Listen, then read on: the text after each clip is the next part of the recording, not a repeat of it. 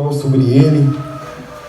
Vamos pedir pela vida dele, por essas pregações, por esse momento que o Senhor chamou ele para estar aqui.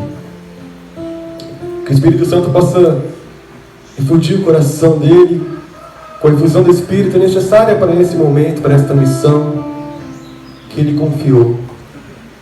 E que através do Marquinhos ele possa falar conosco, através das suas palavras, da sua pregação, dos seus gestos, do seu olhar. E que a Virgem Maria possa interceder por esta pregação, pela vida dele, pela missão dele, a vocação dele. E consagramos este dia, esta pregação e a vida do Marquinhos, à Virgem Maria. Ave Maria, cheia de graça, o Senhor é convosco. Bendita sois vós entre as mulheres, e bendito é o fruto do vosso ventre, Jesus. Santa Maria, Mãe de Deus, rogai por nós, pecadores, agora e na hora de nossa morte. amém. Podem sentar então, gente. Bom dia. Bom dia. Louvado seja o nosso Senhor Jesus Cristo. Para sempre seja louvado. Bom, eu sou o Marcos, eu venho de São José do Rio Preto, eu tenho 40 anos, sou casado há 13 anos, tenho 2 filhas, vivo da música, minha profissão é músico e estou nesse momento estudando psicologia, estou na faculdade de psicologia, né? Falando um pouco mais de mim, pensa numa pessoa que não acredita em qualquer coisa. Sabe aquela pessoa assim que, se eu não fosse convertido, você ia falar assim para mim: mas Marquinho, Jesus curou um cego. Sabe o que eu ia falar para você? Você estava lá? Você viu? Ah, mas está na Bíblia. Que eu ia falar para você? Mas a Bíblia não foi escrita por Deus. Deus não tem mão. A Bíblia foi escrita por gente. Então, eu não acredito em qualquer coisa. E hoje, quando eu venho falar para vocês, o tema que pediram para eu falar agora é sobre Jesus Salvador. Eu tenho razões muito imbatíveis para acreditar que Jesus é o Salvador. E eu quero expor para vocês agora. Tá bom? Se você tiver a Bíblia, se não tiver você preste atenção, mas se você tiver, eu queria que você pegasse Lucas capítulo 9, versículo 18 a 20. Quem tiver sinal de celular, pode ser pelo celular também.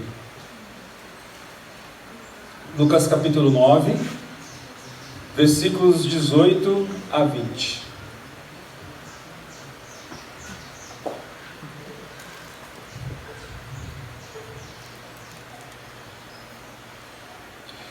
Encontraram aí? O pessoal que está com a Bíblia? Ok?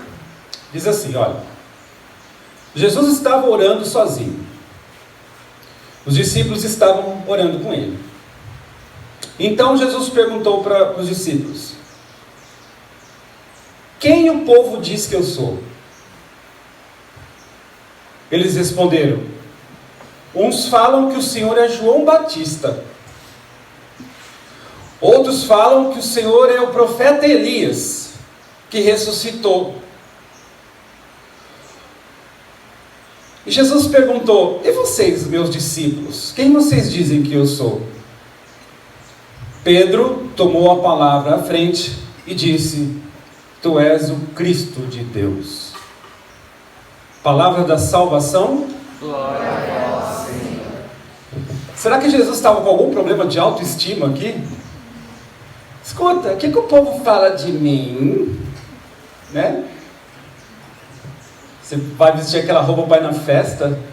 Como será que eu vou ser enxergado? Será que vão notar meu alisamento? Será que era isso? Não, não era problema de autoestima, né? Porque existem várias maneiras de você enxergar Jesus Cristo, quem Ele é, e só uma delas nos leva para o céu. Então isso é muito sério. Então nós temos, se você perguntar para qualquer pessoa, católico ou não, espírita ou sei lá o que, qualquer pessoa, primeiro, não tem como refutar historicamente que Jesus esteve no nosso meio. Então, isso aí não tem. Hoje nós só estamos no ano de 2020, porque no ano primeiro foi contado a partir da onde? Nascimento de Jesus. Então assim, não dá para falar que ele não esteve aqui. Então qualquer espírita sabe disso. Qualquer macumbeiro sabe disso. Que ele esteve aqui. Aí você vai perguntar para algumas pessoas assim: você respeita Jesus? Se você perguntar para um espírita quem é Jesus, ele vai falar assim: Jesus é uma alma extremamente evoluída, que reencarnou tantas vezes, que os espíritos acreditam assim, né? Que você vai reencarnando, cada vez reencarnando melhor, até que você atinge o nível máximo de perfeição. Então, se você perguntar para um espírita, vai falar assim que Jesus reencarnou tanto, que atingiu o nível máximo. Então assim, você pergunta para um espírita: você respeita Jesus? Nossa, e como? Eu tenho muito respeito por ele. Ele falou umas coisas tão bonitas, né? Amemos-nos uns aos outros, olha só. Ah, que bom seria se o mundo vivesse o que Jesus falou. E aquela que ele falou assim: se alguém bater em você numa face, o que ele fala? Ofereça outra. Nossa, isso é muito belo, né?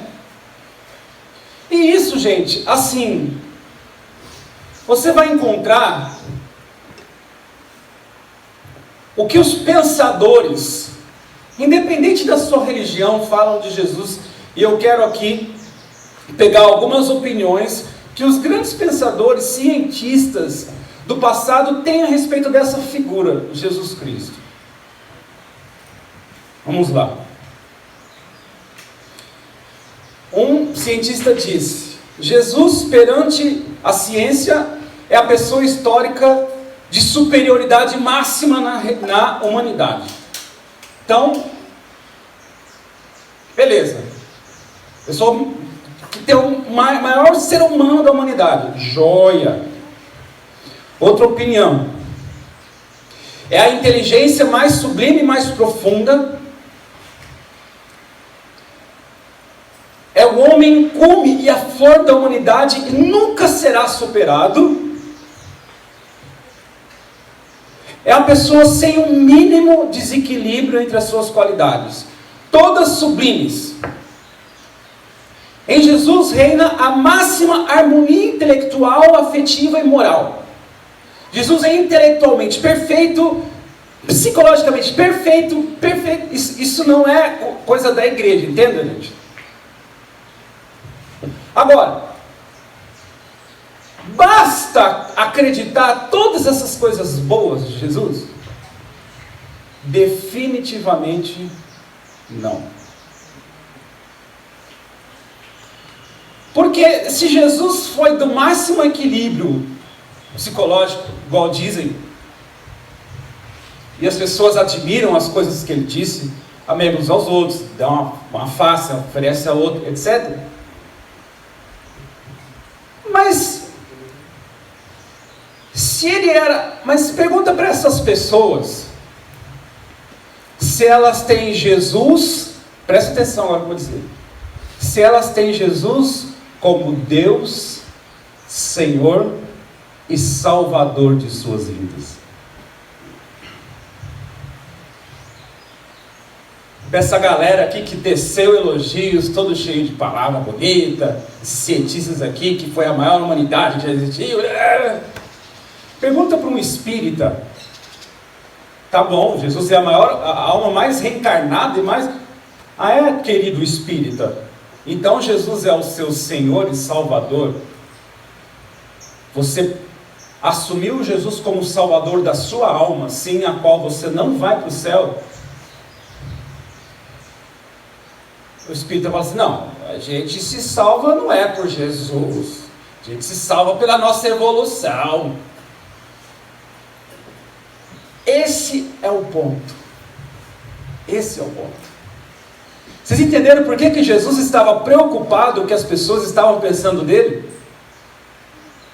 Porque ele sabe que depende do jeito que você vê Jesus, você é salvo ou não.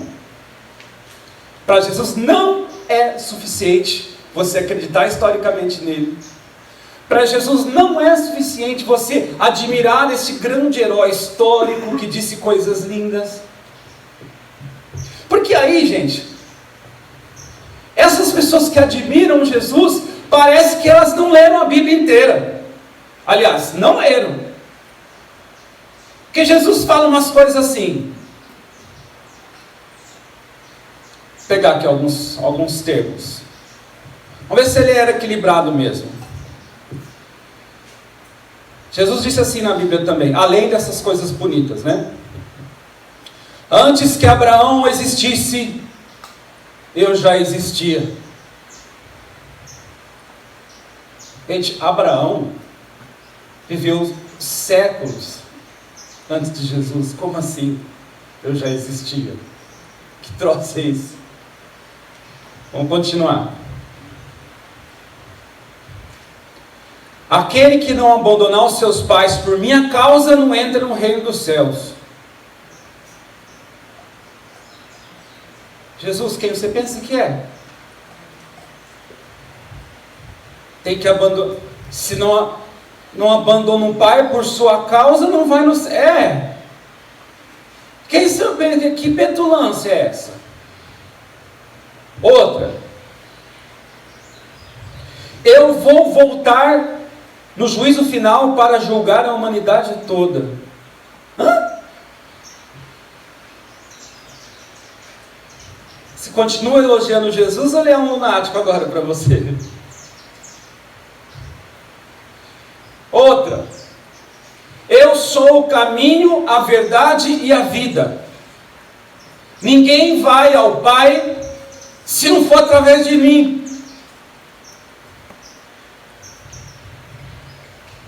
Eu sou a verdade. Olha a petulância.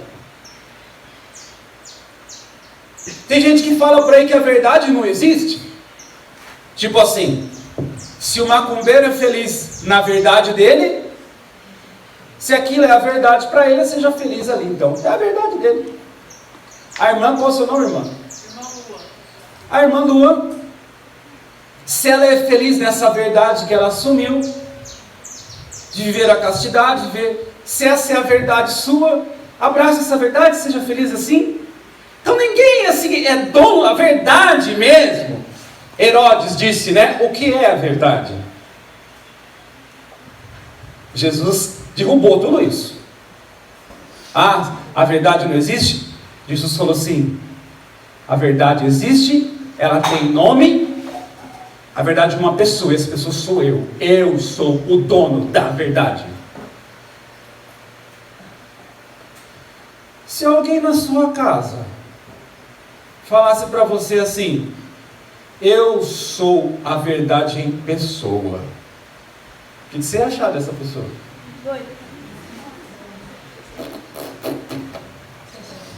No mínimo, uma pessoa extremamente petulante. O dono da verdade. Ah, mas Jesus não era... Os cientistas, muito mais inteligentes que todos nós juntos aqui, eu e todos vocês, eles não disseram que Jesus era o equilíbrio em pessoa? Era a retidão em pessoa, o caráter, a moral em pessoa? Como é que uma pessoa que é o equilíbrio em pessoa fala, eu sou a verdade, vocês têm que largar pai e mãe por minha causa? Então, gente, diante dessa incógnita que eu acabei de lançar para vocês aqui, só tem 3 formas de vocês enxergar Jesus. Esse Jesus que falou que ele existe desde antes de Abraão. Então, só tem 3 coisas para a gente pensar de Jesus. Ou ele é Senhor mesmo, ou ele realmente existia antes de Abraão, ou ele realmente é a única maneira de se chegar a Deus, ou ele é um mentiroso, ou é um lunático, tipo louco. Tem outro escapatório aqui? Ou Jesus realmente é o Salvador, é o Deus que se fez homem para nos levar ao céu, ou ele era um mentiroso, não é? Os cientistas não vão permitir que você fale isso de Jesus, porque para Jesus, para os cientistas, Jesus é a pessoa de maior caráter que já existiu. Então, mentiroso não é. Lunático, louco. O cientista também fala que Jesus era a pessoa mais equilibrada que já pisou na terra. Então, louco ele não era. O que é que sobra? Salvador. Eu não sei por que esses cientistas não acordaram para isso. Porque se você falar para todas essas pessoas que elogiam Jesus, você vai encontrar em livrarias escritos de ateus: Jesus, o maior psicólogo que já existiu. Vai nas livrarias em Rio Preto para você ver. Jesus, o maior filho que já existiu. Então não dá para entender.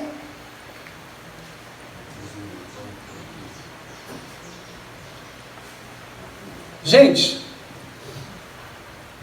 não dá para comparar Jesus a nenhum outro grande pensador.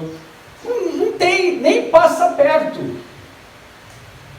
Nem passa perto. Ah, porque a gente teve aí Buda, que pregou o desapego.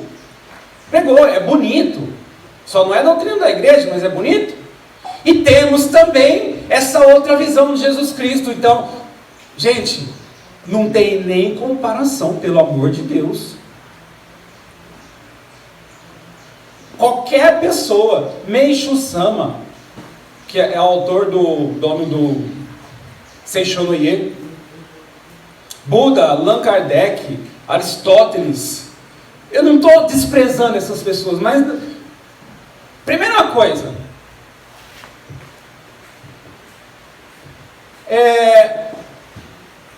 por algum desses outros grandes nomes, será que existiam profecias que foram ditas a respeito desses grandes nomes?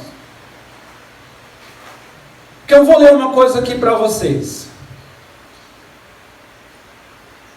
Tem um livro na Bíblia chamado Isaías. Quem já ouviu falar no livro de Isaías? Levanta a mão. Ok. Eu vou ler essa descrição de Isaías. Isaías está falando de uma pessoa aqui. E depois vocês vão me falar de quem que ele está falando, tá bom? Preste atenção. Era, na verdade, os nossos sofrimentos que ele carregava. Eram as nossas dores que levava às costas. A gente achava que ele era um castigado, alguém por Deus ferido e massacrado. Mas estava sendo traspassado por causa das nossas rebeldias. Estava sendo esmagado por nossos pecados. O castigo que teríamos que pagar caiu sobre ele, e com os seus ferimentos veio a cura para nós. Como ovelhas, estávamos perdidos. Cada qual ia pelo seu próprio caminho. Foi então que Deus fez cair sobre ele o peso dos pecados de todos nós. Oprimido, ele se rebaixou e nem abriu a boca. Como uma ovelha levada para o matadouro, ou uma ovelha diante do tosquiador, que tosa, né? Ele ficou calado, não abriu a boca. Preste atenção agora na continuação. sem ordem de prisão e sem sentença. Ele foi detido. E quem se preocupou com a vida dele? Foi arrancado da terra dos vivos, ferido de morte pelas rebeldias do meu povo. Sua sepultura foi colocada junto a de 2 criminosos. Não sabemos quem é. Mas ele jamais cometeu injustiça. Mentira nunca esteve em sua boca. O Senhor queria que o sofrimento o esmagasse, para ele entregar a sua vida em preparação pelos pecados. Palavra do Senhor. Graças a Deus. Sepultura entre 2 criminosos, não abriu a boca, como uma ovelha foi para o matador, por causa dos pecados do povo. Quem que Isaías estava escrevendo? Jesus. Mas você sabe quando que Isaías viveu?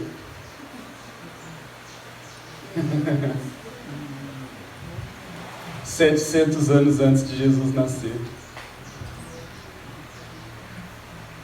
E aí? Como é que resolve essa equação?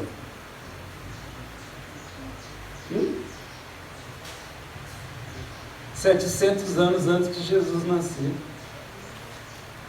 Lá no capítulo, não sei se é no 4 ou no 7, Isaías falou assim: uma virgem vai dar, para não ficar abrindo muito a Bíblia, para não cansar, né? Eu vou falar as outras palavras.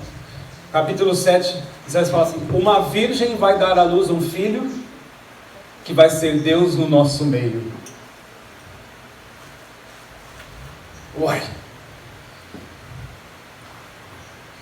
Como é que faz? O mesmo Isaías. Gente, eu quero que vocês me apresentem um outro ser que se diz Deus, que se diz dono da verdade, que foi profetizado detalhe por detalhe como ele seria. Me apresente uma alma viva. Por isso que Pedro, nosso primeiro Papa, já depois da morte, já depois da ressurreição de Jesus, Pedro sai para pregar o nome de Jesus. Ele fala assim, Atos 2:22, homens de Israel, escutem essas palavras. Jesus de Nazaré foi um homem que tinha credenciais dadas por Deus. Suas credenciais eram os seus milagres, os seus prodígios e os sinais que Deus realizou entre vocês, e vocês sabem disso. Ou seja, o que Pedro estava dizendo? Já depois da ressurreição de Jesus, o que o primeiro Papa disse? Nós não estamos inventando o Messias da nossa cabeça. Vocês viram, foi debaixo do nariz de vocês que ele curou. Vocês sabem disso. Não se finjam de tontos. Não estamos inventando o Messias. Ele teve credenciais. Atos 2:22, gente. Essas palavras, esses trechos da Bíblia são chaves para a nossa fé em Jesus. Jesus mostrou suas credenciais. Olha aqui minhas credenciais. Olha, eu sou Deus. Eu fui profetizado. Eu curo. Eu ressuscitei no 3º dia. Ele apareceu para muitas testemunhas já ressuscitado.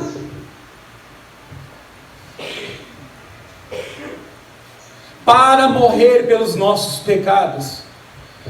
Como assim morrer pelos nossos pecados? Por que antes da morte de Jesus, agora eu vou explicar uma coisa que é fundamental para vocês. Por que antes da morte de Jesus estávamos condenados ao inferno, e depois que ele morre, tipo assim, a lua mudou de cor e agora a gente vai para o céu? Que negócio é esse? Né? Vocês precisam entender como que era que se pagavam os pecados antigamente. Vamos voltar antes de Jesus, tá? Antes de Jesus, sabe como que eles pagavam os pecados? Eles matavam uma ovelha,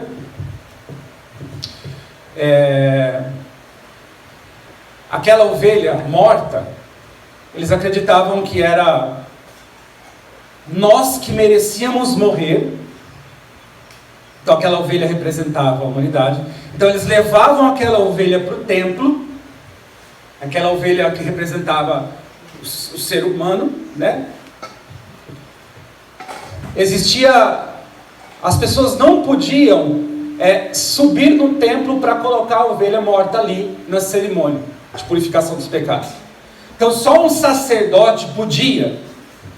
Tinha um véu de um templo, e aí ninguém podia passar atrás do véu. Existia uma tradição, e aqui eu quero deixar bem claro, era uma crença errada deles, mas o povo tinha essa tradição, que quem visse Deus depois do véu morreria. Porque diziam que a santidade, a glória de Deus era tão grande que a gente não suportaria e cairia morto no chão. Então eles tinham essa fé, né? E só o sacerdote podia ver Deus. Então o sacerdote pegava aquela ovelha e ele só ia para o lado de lá do véu, apresentava no templo de Jerusalém. E qual que é o raciocínio deles? Presta atenção. Se eu tenho uma coisa limpa aqui, pura, santa, uma coisa suja aqui, se eu encosto as duas,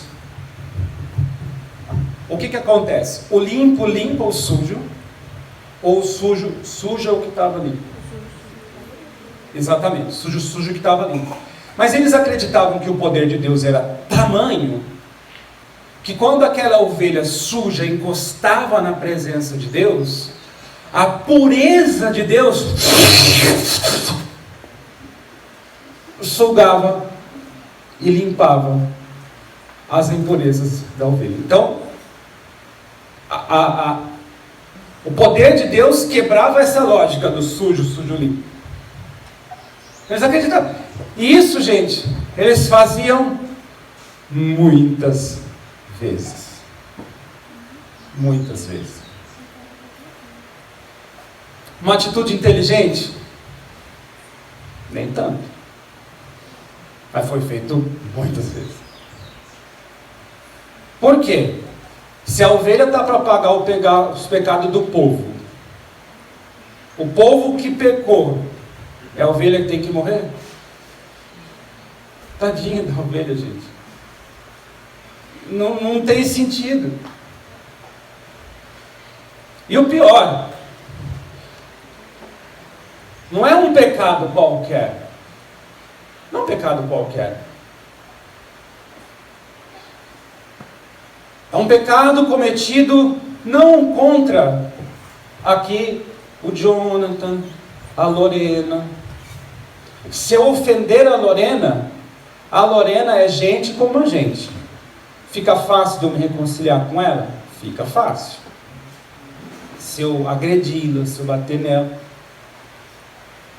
Se eu fizer isso com o presidente da República, como ele é uma autoridade, ele não é gente como a gente, de nenhum país.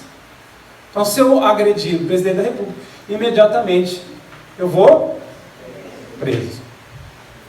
Vamos subir um pouquinho mais. Se eu fizer isso com o Papa, se eu agredir o Papa, se eu dar um tapa na cara do Papa, eu sou excomungado. Porque, o Papa Francisco é gente como a gente mas é uma autoridade. Então eu sou excomungado. E aí é um trabalho danado para você voltar a poder receber comunhão de novo, né? Vamos subir um pouco mais agora. A Lorena, o presidente, o Papa, Deus. A humanidade rejeitou Deus. Fácil pagar isso? Porque não foi uma pessoa qualquer. Nós ofendemos a majestade infinita de Deus. E aí o Catecismo da Igreja Católica vai falar o seguinte, presta atenção. Nenhum homem adiantava morrer. A humanidade negou Jesus, a humanidade desprezou Jesus, a humanidade adorou outros deuses, a humanidade sacrificava animais, a humanidade se cruzava diante de bezerros de ouro e adorava aqueles bezerros de ouro, ou seja, uma grande ofensa à majestade divina, gente.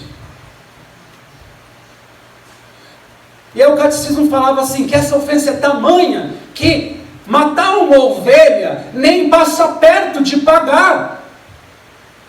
Vocês estão entendendo? Matar uma ovelha nem passa perto de pagar, primeiro porque não foi ovelha. Já que é o homem que errou, quem que tem que pagar? O homem. Agora, um homem qualquer, não, porque a nossa ofensa foi muito grande, nós não ofendemos qualquer um. Eu não ofendi o Papa não, ofendi a Deus.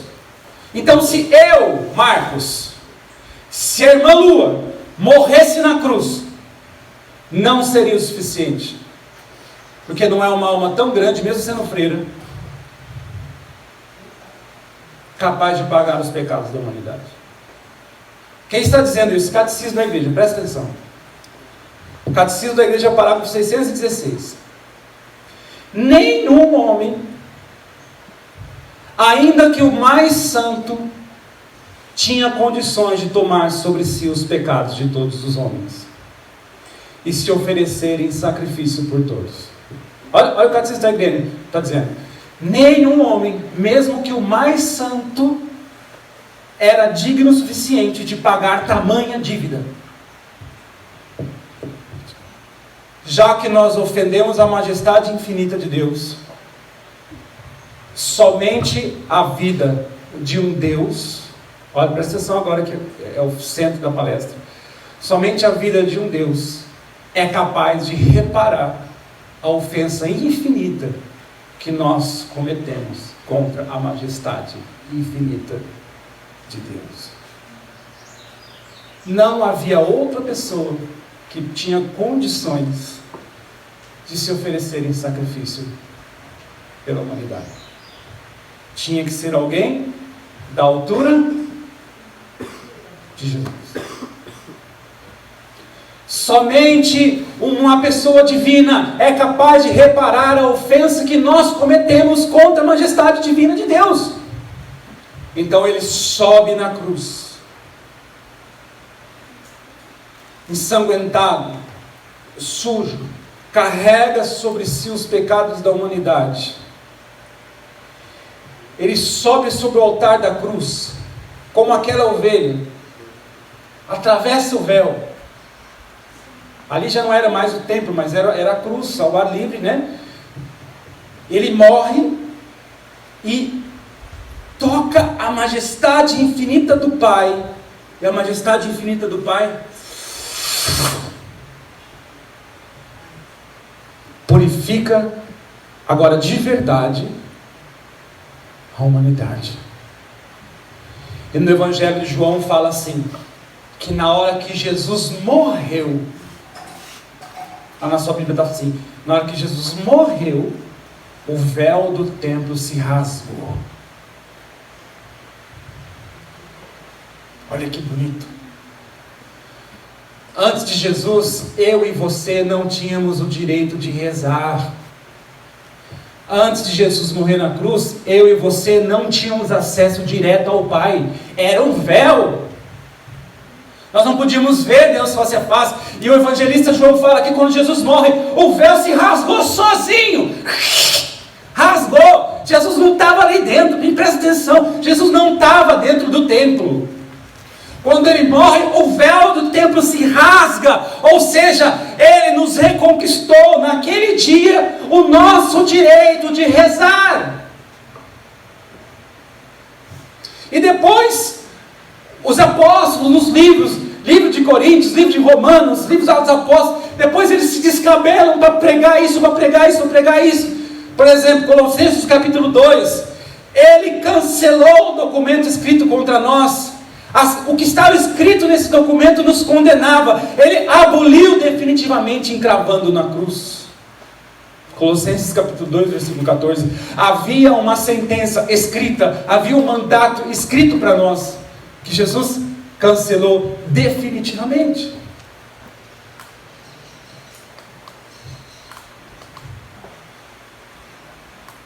E aí, saíram para pregar, e o povo, não é que não tinha lógica. Vocês acabaram de entender nessa pregação que tem lógica a questão de Jesus Salvador. É que tinha uns caras aí que não queriam ceder o poder para esses cristãos, para esse povo que acreditava em Jesus. E o que acontecia então? Os cristãos, você acha que eles deixavam os cristãos sair pregando essa salvação? Sim ou não? Você acha que foi fácil você ir para São Pedro, para São Paulo, sair pregando aquilo que eles testemunharam? Foram testemunhos oculares. Não. Gente, São Paulo foi preso várias vezes para pregar isso. São Paulo apanhou muito. São Pedro apanhou muito. A Bíblia fala assim que eles entravam diante das autoridades, as autoridades batiam neles e falavam assim: vocês estão proibidos de pregar Jesus. Eles apanhavam, e aí quando eles saíam, a Bíblia fala que eles saíam felizes, porque eles foram dignos de apanhar por causa de Jesus de Nazaré.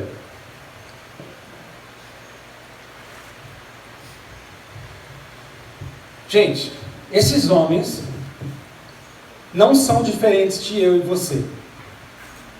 Você se submeteria a apanhar, você se submeteria a ser preso, a desobedecer as leis, você se submeteria a ser morto, por alguma causa que você não tivesse sido testemunho, que você viu, que você sabe que é verdade, por uma causa extremamente grande, você seria testemunho?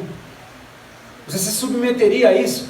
Você se submeteria a apanhar como Pedro, diante de algo que simplesmente falaram para você?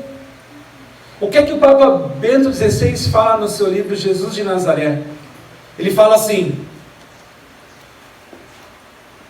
embora eu não estava lá, alguém estava lá? Bento XVI fala assim: embora eu não estava lá, o que esses homens fizeram e se arriscaram para pregar Jesus, só pode ser porque eles viram algo de muito espetacular.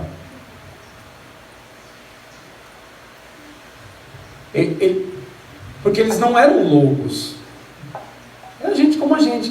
E para eles se submeter, o que eles se submeteram, Jesus só pode ter levantado daquele túmulo. Não é possível. E o que eles pregavam não é só a salvação de Jesus. Eles pregavam que Jesus tinha levantado do túmulo 3 dias depois. Apanhava, eles falavam: vocês podem apanhar, vocês podem me bater, vocês podem me prender, eu vi Jesus ressuscitado. E hoje a igreja está aqui por causa dessas pessoas que viram. Gente, nosso primeiro Papa viu Jesus pessoalmente pós-morte. Nosso primeiro Papa foi São Pedro, depois foi Lino, depois Anacleto, e hoje, depois de mais de 250 nomes historicamente comprovados, nós temos o nome de Francisco, Papa Francisco, né? Que orgulho pertencer a essa igreja. Que orgulho, gente. Que bom que eu e você, hoje, você está em mãos seguras. Você está na Igreja Católica Apostólica Romana, que começou com pessoas que viram algo espetacular, que só se arriscaram tanto porque viram. Ninguém é louco de se arriscar por algo que acha que aconteceu, que a avó contou. E Bento XVI fala mais ainda. Na época, o dia de descanso não era domingo. Você sabe qual que era o dia de descanso na época? Sábado. Ai de você se você fizesse alguma coisa no sábado. Jesus não podia fazer um milagre no sábado, o pessoal fazer milagre no sábado. É Deus coisa nenhuma. Milagre no sábado. Está curando o cego no sábado. Gente, pensa uma coisa assim que você não podia mexer. Era o sábado. Bento XVI fala assim: eis que um polvinho começa a mudar o dia santo do sábado para o domingo. Se tiveram coragem para fazer isso, é porque algo muito espetacular aconteceu no dia de domingo. Bento XVI, no seu livro Jesus de Nazaré: se eles tiveram peito para mexer nesse sábado, algo muito espetacular deve ter acontecido para eles mudar isso. Jesus só pode ter ressuscitado. Jesus só pode ter ressuscitado. Não é possível. Não é possível.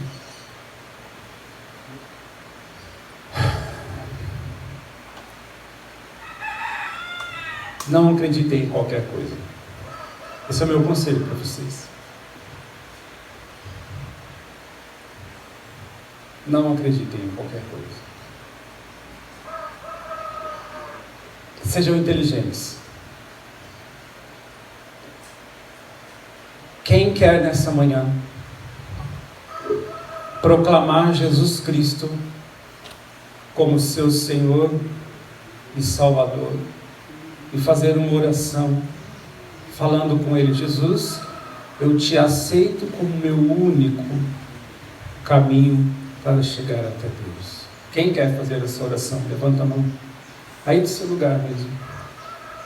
Eu queria que o Ministério de Música, se vocês soubessem aquela música, caso saibam, todo joelho se dobrará, então ele proclamará. Vocês conhecem essa música?